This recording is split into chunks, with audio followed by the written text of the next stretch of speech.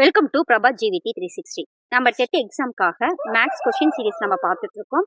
நம்ம வந்து 400 கொஷின்ஸ் நம்ம முடிச்சாச்சு. இந்த வீடியோல 401லேருந்து 410 வரைக்கும் நம்ம பார்க்கலாம். பாருங்க, 401.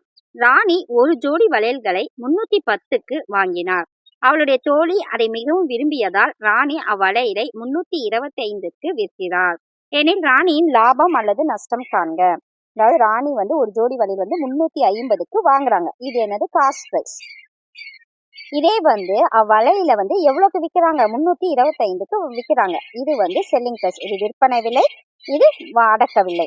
இப்ப வந்து வாங்கினதை விட செல்லிங் பிரைஸ் அதிகமா இருக்கிறதுனால இது கண்டிப்பா லாபம் தான். இப்ப லாபம் equal to selling price minus cost price. இது எப்படி எழுதலாம்னா,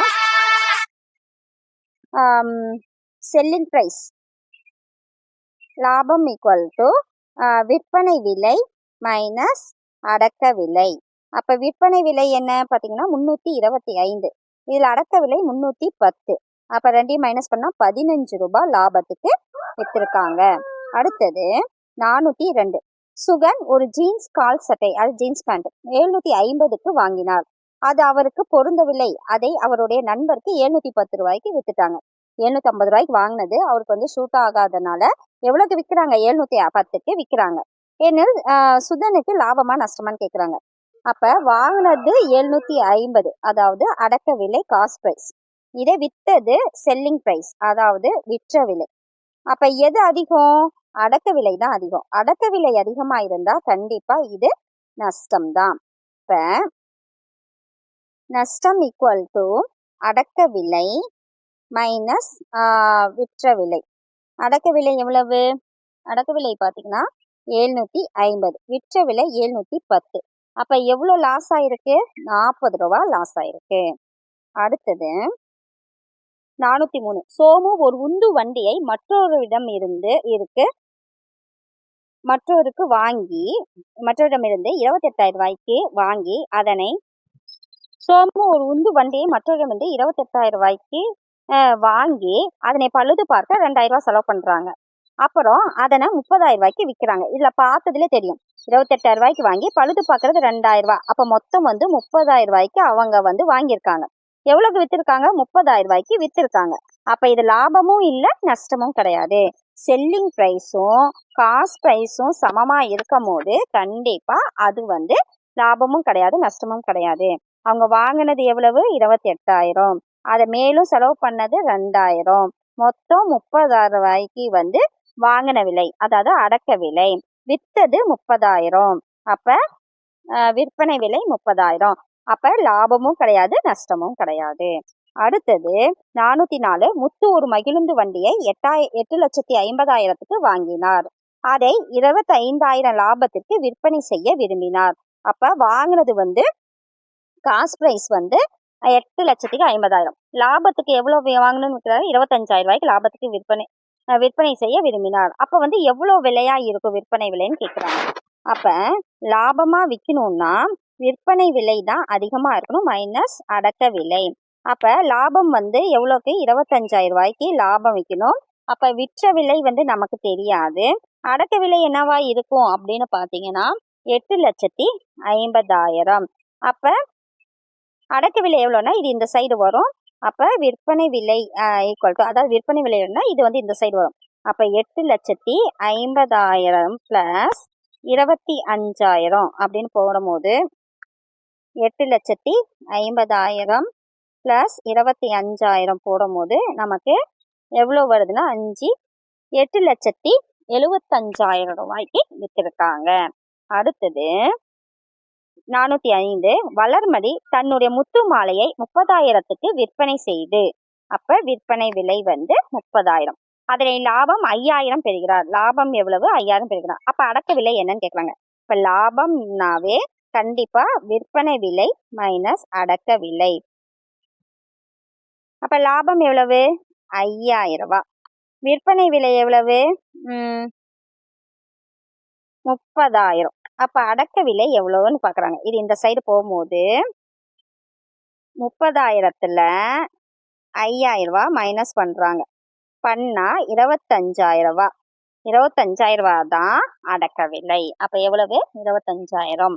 அடுத்தது 406. குணா தனது பொருளை 325 என்று குறித்து, அப்ப குறித்த விலை வந்து 325. 30 தள்ளுபடியில், தள்ளுபடி 30 விற்பனை செய்தார் எனில் விற்பனை விலை என்ன? அப்ப விற்பனை விலைனா குறித்த விலையிலிருந்து தள்ளுபடியை மைனஸ் பண்ணும்.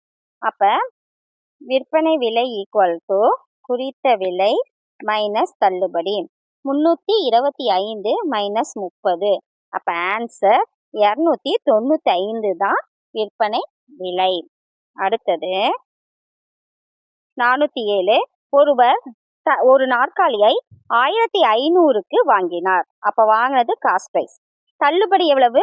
100 அளித்த பின் லாபம் 250க்கு பெறுமாறு தள்ளுபடி 100 தள்ளிட்டு விற்கிறாங்க. விற்கும் போது லாபம் எவ்வளவு கிடைக்குது? 250க்கு கிடைக்குது. அப்ப விற்பனை செய்ய விரும்பினார். அப்ப நாற்காலியின் குறித்த விலை எவ்வளவு?